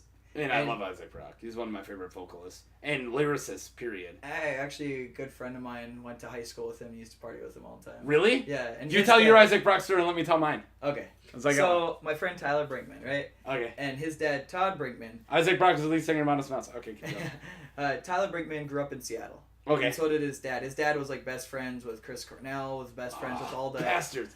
The Seattle crowd, the whole world. I hung out with a person who bought illegal substances from Chris Cornell's daughter while I was there. Perfect. And I like kept trying to get myself in her eye, like, hey, look at me, and then she left. I was like in college. I was like, Top, introduce me to your dad. Didn't work out. Yeah, you know, we weren't soulmates. And sorry. That's the one regret in life. Yeah, it's well, kind of. Yeah. Is it not? Could you? She was like 10 years older than me, I think. Like, there's no way it was gonna work out. Well, I mean, if you met Frances Bean, wouldn't you try and say, like, what's if up? I met Frances Bean, I would like kidnap her. I'd be like, we were always meant together. You're like on top of. Let me say horrible things about your mom and great things about your dad. You're on top of a building in your underwear, holding a gun, shooting it into the air. We're meant to be together. We're meant to be together. Yeah. Oh, King Konger. All right. Anyways, I bet she's a lovely person. Anyways, Tyler had he was dating this girl. Frances Bean is Kurt Cobain's daughter. Okay, keep going. He was dating this girl, and apparently Isaac convinced her to break up with him to be with Isaac. Douchebag. And when she broke up with Tyler, Isaac ditched her at the party. And so my buddy Tyler doesn't like Isaac very much. And that wasn't the first beef they had. It's such a douche move. And that's like really, really, really early days of Modest Mouse. Like when it was just like a thought. When they were playing. Way before Dramamine. Okay, super early on, you know?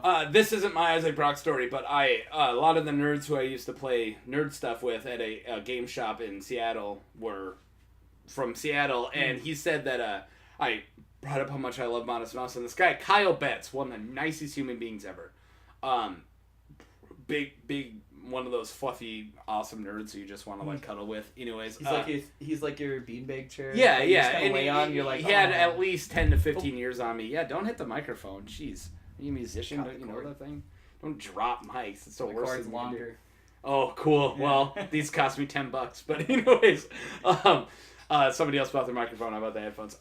So he told me that he's like, oh, before Modest Mouse got famous, I used to see them and Built to Spill every weekend at Crocodile Cafe, and I was like, douchebag. That sounds awesome. I love Crocodile. Yeah. I saw karaoke there.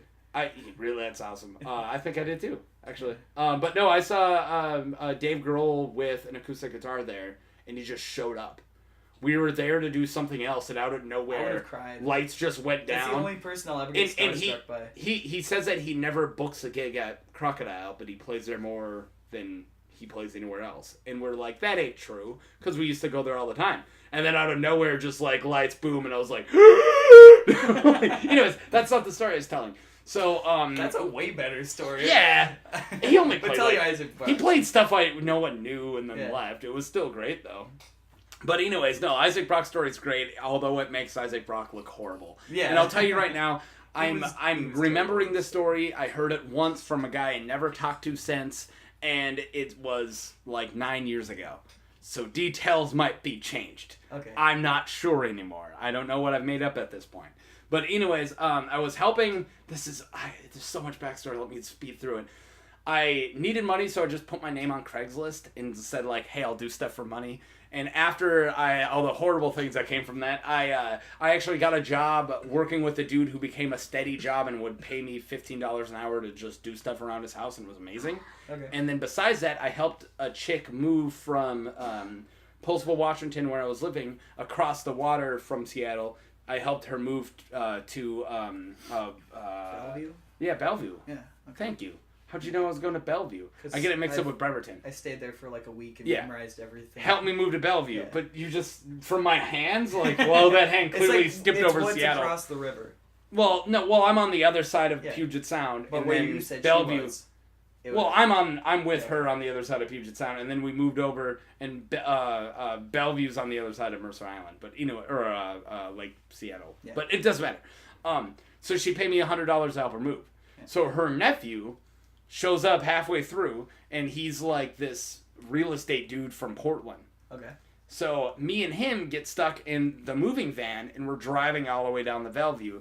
I've been working. I got there at 10 a.m. and by this time it's like 9 p.m. So it's been like an all day thing, which is what she gave me $100. Yeah. It wasn't a bad gig. I liked it. But anyways, I'm talking with this dude just sitting, and he tells me he sold like all the members of Modest Mouse their houses in Portland, and I was like, "What the hell are you talking? What?" He's apparently this gigantic real estate, and I don't know his name anymore. He told me it's apparently this giant real estate dude in Portland, like number one, and he would buy this yacht each year to throw a New Year's Eve party. And then he gave me an invite, but I had no money. He's like, "Oh, it's like if you have like $250, I'll let you in, and you can come to these parties." And I was like, I got $250. Like I was stretching $20 for a month for food, and that's not even a joke. I was broke as crap in college. And I was like, that sounds awesome. So then he tells me an Isaac Brock story. Again, I don't know. You know, we take grain of salt this. But apparently he shows up on the yacht, wasted, with a prostitute, and it gets naked completely, forces her to get naked completely, and Isaac Brock puts her on the bar and does coke off her, and everyone who, like, walks by, he yells at. And that was him all night. Yeah. He's just like, no, we're gonna do naked. We're gonna get naked and do coke, and that's what he did the whole night.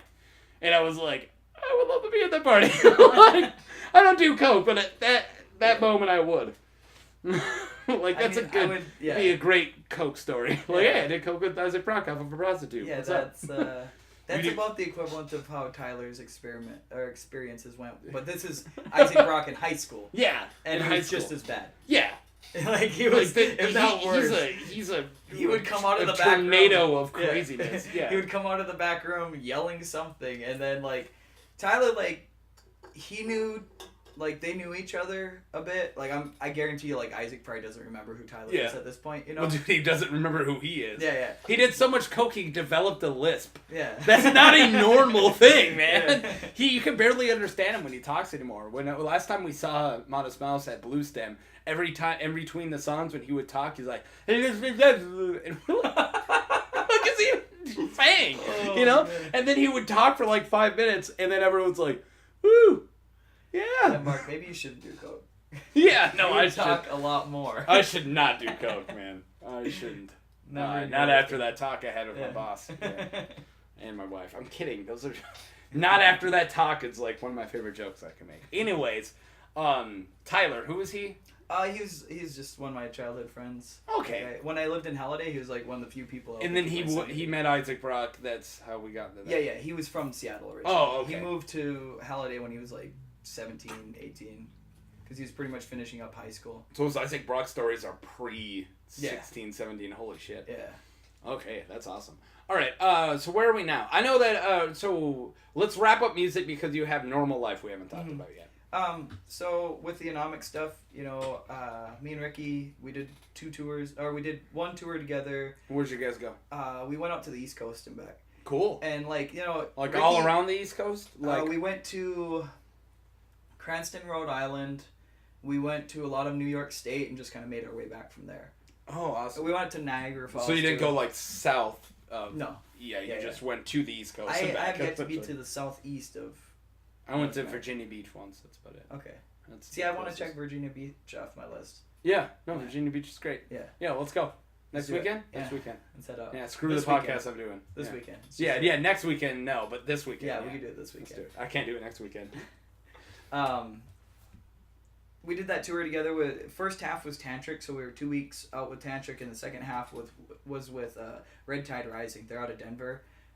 Their first claim to fame was when they were on tour. They were with In This Moment, right when that first big album came out of theirs. I think I remember that. And it kicked off, and they were on tour with them, and they like watched that happen as they're like all like excited about it. So, and they're a really good band. They put on a good show. They have like songs about serial killers kind of thing, you know. Cool. He comes out in like a mask, like he looks like Hannibal, you know, almost, and like comes out and like, yeah, they put on a good performance, really good show. They have cryogenic, they have all their cryo freeze like fog machines, so it's not like the crappy fog machines.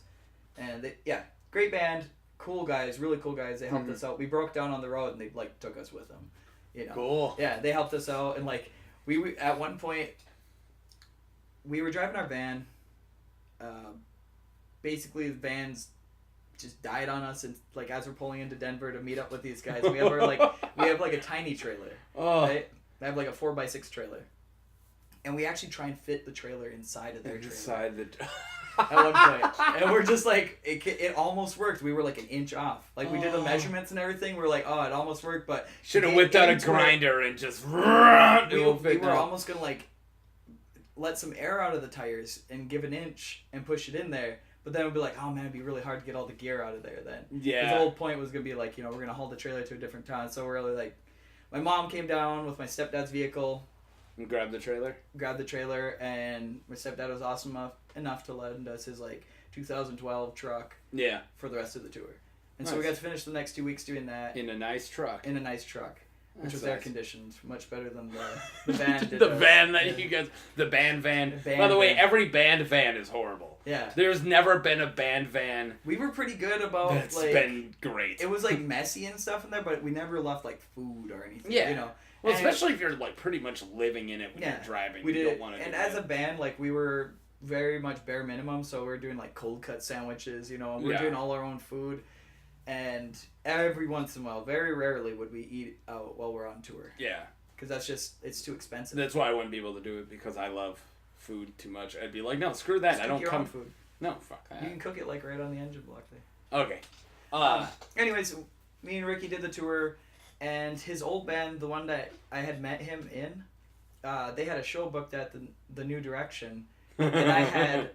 Sorry. It was for those last 3 shows that they're doing, the New Direction Fest or whatever, the end of the New Direction, pretty much. And they were the last. I can't get over that name. It's been like 10 years, but I can. New Direction. I can't believe they named a place for bands the Nude Erection. Yeah. I know it's the New Direction, but yeah, but whenever somebody's like, "Hey, we're going to the New Direction Fest," I was like, "What?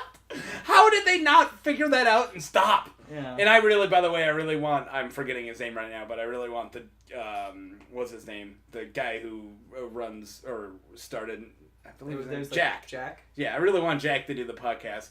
And I'm waiting until, like, I get, like, the 10-minute warning from Danny to be like, so why? Like, why'd you name it the Nude Erection? Fair enough. Like, did you know about it going in? Or did you find out, like, when you heard somebody else say it? Knowing him, he'd probably just kind of laugh it off, you know? Because, I mean, they started calling their own place the Naked Boner. jokingly. You know. Oh, they did? I didn't know that. So they didn't know. They were totally fine they knew it was the New Direction. Okay. I don't think it really hit right away until more people start saying it. I don't really know. Dude, I heard it that's the part first of the interview. You can go on. You know. Okay, yeah. I didn't know they ended up calling it the Naked Boner as a joke. So they knew. Then it went self-aware. He had booked a show, and I think it was September 15th, and I got offered a tour with Elysium. And that was one of the bands we were on tour with. Tantric. They were one of the bands that was part of that. And dude, really? Yeah.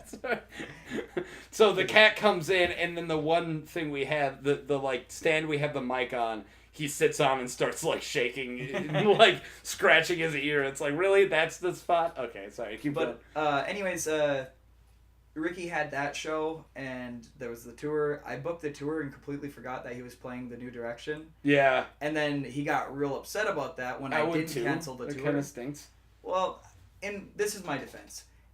Cancel an entire tour. Yeah. A 30-day tour for one day in a band I'm not even in. Yeah, I feel you. But, or... No, like, I feel you on that, but at the same time it would be like, to play devil's advocate, it's like, yeah, but I booked it, like, we booked a show beforehand. Like, it wasn't us. Oh, it was his other band. Oh, so why would you even know that? Yeah, it was a band. They had broken up and they were going to get together for a New Direction show. For the New Direction show. Yeah, who wouldn't? Sorry, so to me, I was just like, well, dude, I'm going to have somebody fill in then. Like, I'm going to fill in drummer. Like, it's not like I haven't done before, and it's not even going to be like a betrayal thing because it's going to be Justin, the guy who was in the band before you. Yeah, so it would still be yeah, it wasn't even like a really replacement. Justin was just going to do the tour, come back, and I know Ricky was going through a lot of personal stuff, so he like flipped out. And you kind of let him punch his way out, or punch yourself out. Kind of, yeah. I didn't really. I'm really bad when it comes to things because I can't just like let somebody argue with me and not say anything back. Yeah, and well, I feel you on that. I'm not very good at that. And so we had like a really bad falling out for like a couple months because of that. That sucks. And I think he was just kind of done with like wanting to do music and stuff, and I also felt like, and call me an asshole for this, but asshole. Like, call me an asshole time and time again, but if I'm taking somebody who's like never been on a Fargo, and like bringing them on the road and stuff, and like paying for everything, and not everything, but like, you know, paying for like the expensive stuff. Yeah. And paying for the tour itself, doing the probably booked all the booked all of it. Yeah. I don't really feel bad when somebody gets upset about the fact that they can't go on it if they're choosing not to go on it. Yeah, I feel you. And me and him have talked about it. You know, I mean, it is definitely kind of a cynical way to look at it, but it's a logical way to look at it. Yeah, and it's like, but I don't know. Anomic's always been my brainchild, and it's been my baby. Yeah, it's not like you're gonna be like, "Hey, go on the tour" because we don't have, you know. Yeah, it's like me and one other guy. So if I can find a replacement drummer for it, I'll find. Which is another good thing about it being a 2-piece. Yeah, too. and so I'll send them the tracks. They'll learn it, and so Justin was all for it because he loves going on tour. You know, it's fun. It's a trip. You know. Yeah. And I had everything worked out with like logistics and whatnot, and yeah, Ricky was upset about it, but we eventually made amends. You know, some months went by, and finally we were like, dude, we work well together. Let's jam out. And so another year of us jamming out together. It's kind of how that went by. So 2.5 years roughly, and it was actually just kind of like recently we had slowed down a bit with the band, and he really seemed like he wasn't really interested in it. Yeah. And so I was like, all right, I'm going to find a new drummer who really wants to try out. That was Tony. And he'd been asking about the band. He actually filled in on a couple shows before Ricky had rejoined. And I was like, man, this guy's like really fun to play with. Like, it's same kind of, it's like that, you know, spark, like good chemistry between musicians. Kitten, I knew you were going to come in here and make noise. He's just yelling. Dude, he always yells. He yells at me when I yell at him. Yeah. Well, we can't kick him out because then we're going to have to shut the door, and then I can't shut the door with him out there because he'll be... Oh, he's going to hit you in the face. He's going to hit you right in the face. All right. No, Anyways, he's in more mode. Yeah. Yeah, long story short, now I'm working with Tony on drums, and Ricky has moved to Texas. As far as I know, he said he was leaving on Sunday. But, yeah, that's about it. I think, all in all, man, Ricky's always going to be, like, one of my favorite people that I've ever, like, worked with music-wise, and I consider him one of my best friends, you know, and so, like, Yeah. I like Pretty good. Yeah. Are we about caught up on music? That's about caught up on music. All right, cool. So what's the name of the band? I'm kidding. So now I'm like, all right, you guys got anything going on right now? We got a show on the 25th. Show on the 25th? Where? The Aquarium. Aquarium. Hey, boom, plug, take it. 25th of what month? August? Yeah, August. All right, cool. Give me $5. I just plugged it. I'm kidding.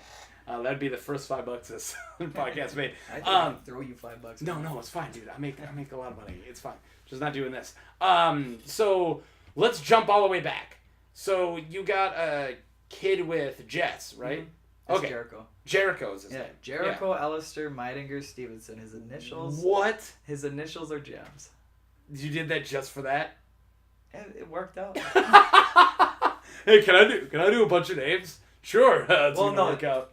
My name is Jerry Allen. Yeah.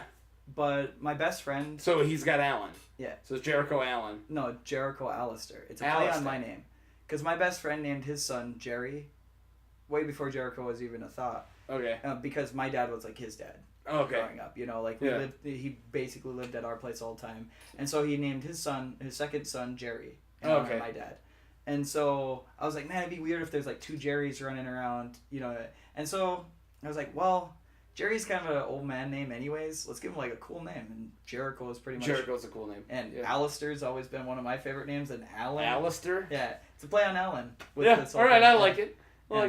Jericho, Alistair. I like Aloysius more. You could have went with that.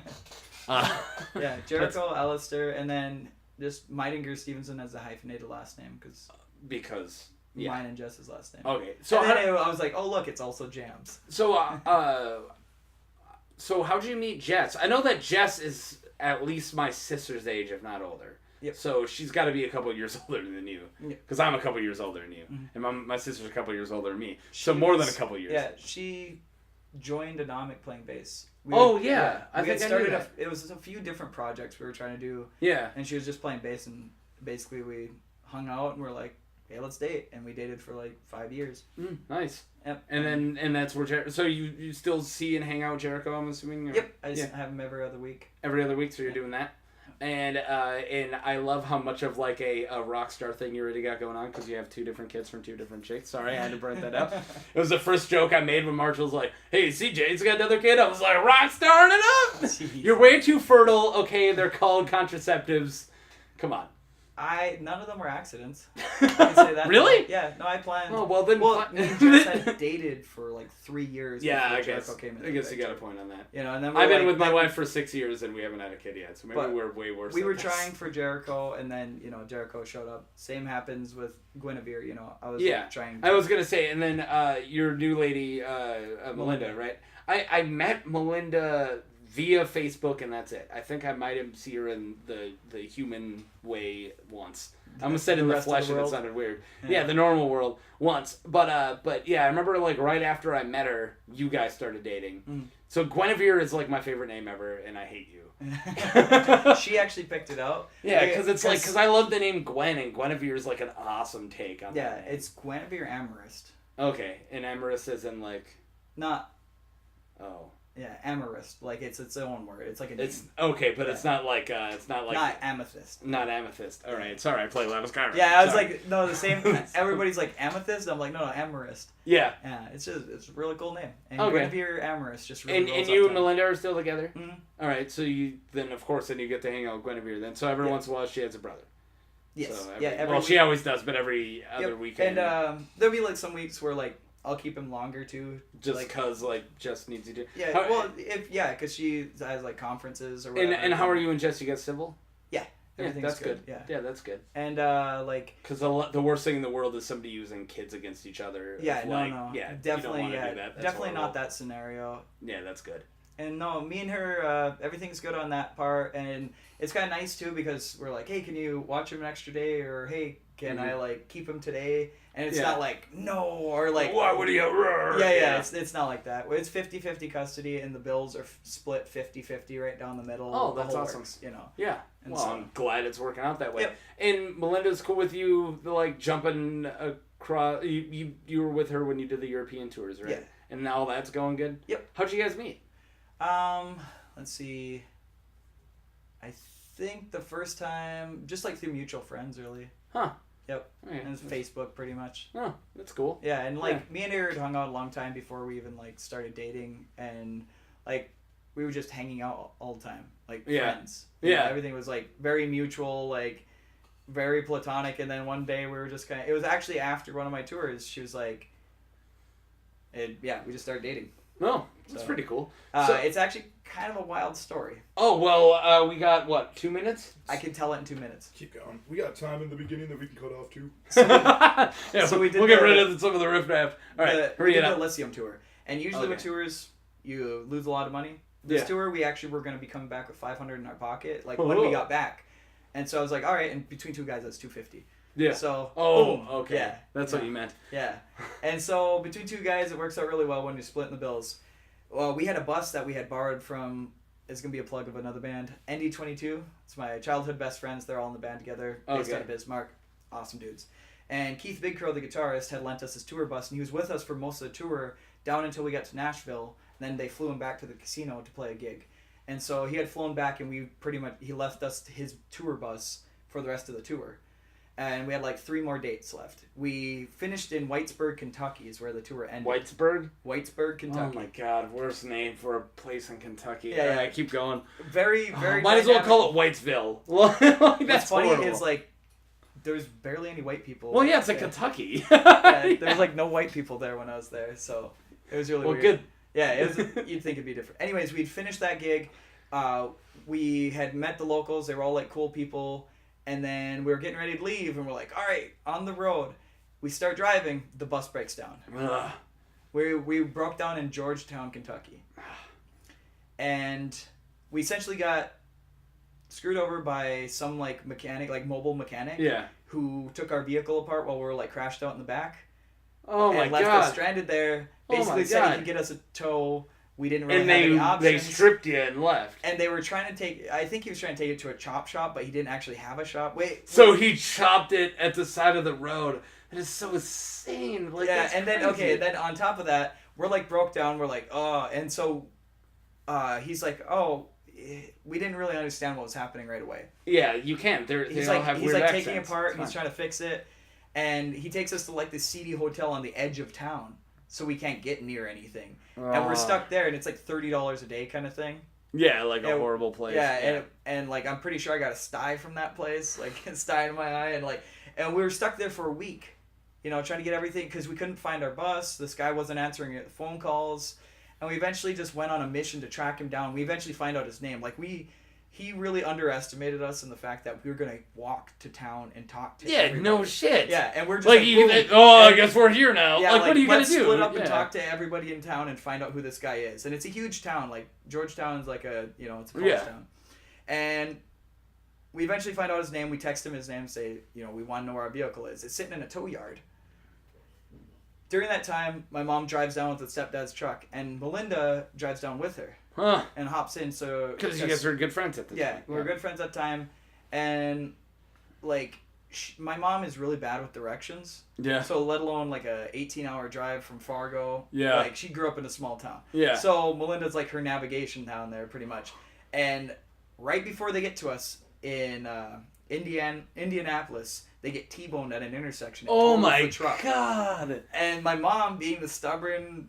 badass lady that she is, basically bends the frame back to where she needs it using all of her tools and like all of her jacks and everything, takes the vehicle apart after the cop's like trying to help her. She tells the cop to fuck off, and she like fixes the truck as much as she can. The frame's like bent, but she drives down, picks us up in the trailer. We're going. We stuff everything we can from the bus into my tiny 6x4 trailer. So who's this, you and Rick? It's me, Justin, and Justin's girlfriend that was with us. Oh, Tisa. God. And the three of us, Melinda and my mom, all drive back. And Melinda just had like a near-death experience too in the whole thing, because she was on the side. So both of you guys are like on edge. Yeah. And so we basically make it back after that, and just a few days later we're dating. Yeah, if you're not gonna date now. Yeah. No, I mean there was more. That's a good story. You should have opened with that. Yeah. I have been on some adventures, my friend. Like if we do this again, I'll just make sure I have all my stories ready. Do you want to hear something funny? So I texted Marshall kind of as a joke. I knew what I was going to ask you.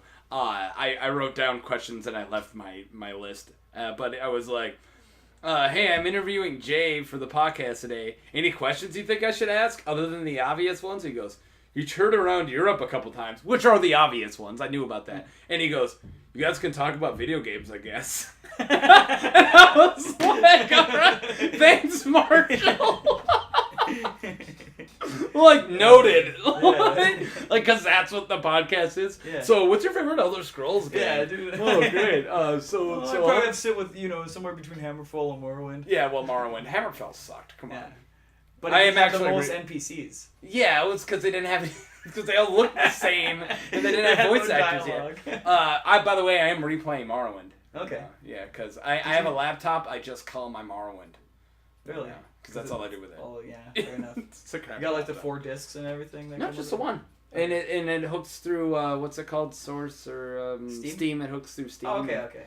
And it works great. And compared to, I grew up playing it on Xbox, which, took 1,000 years every time you fast traveled or did any. Well, it wasn't fast travel; it's taking the Still Strider. But anyways, you know what I mean. Yeah. The through Steam, it's like loading screen done. I was like, oh my god, I'm never gonna stop playing this. First time, I had gotten Skyrim right when it came out. Yeah, me too. And that's how I met my ex-girlfriend. And I went through PS3. And his cousin. Sorry. Yeah. Did the PS3, Yeah. And so I got used to playing it on that. Where when you go to load, it's like. You're like, oh, I'm gonna go make some ramen noodles. Yeah, and you finish your ramen noodles. Yeah. You finish eating your ramen noodles. And you're still like, loading. Oh, cool. Let me read the stuff. At least they have something you can mess with, because that you can move around like the beast it shows. So a lot of times they'll just move it all the way to one side, and I'm like, bear, and then I'll flip it back around, bear, and then it's done. And the first time I played it on. Played on PC. Call us time, whatever. Yeah. We're probably good. First time played on PC though. Over. Oh, just we're over. Instant, dude. Loading. Yeah, that's awesome. My mind. Well, maybe we should have talked about video games. Either way, Jay Stevenson, do you got anything else you want to say? You already said about the show. Fargo, I both love and hate you at the same time. I just hate. Thanks for coming on the podcast. Appreciate it. It was great, and thanks for doing extremely short notice. Yeah. If you want to be pissed off, turns out he is free this weekend. Oh, okay. He found out about 10 minutes before you came, and I'm like, I'm not going to tell him now. Yeah, it was something to do. Anyways, let's wrap it up. Yeah, it's a good one. All right, have a good one. Yeah, thanks.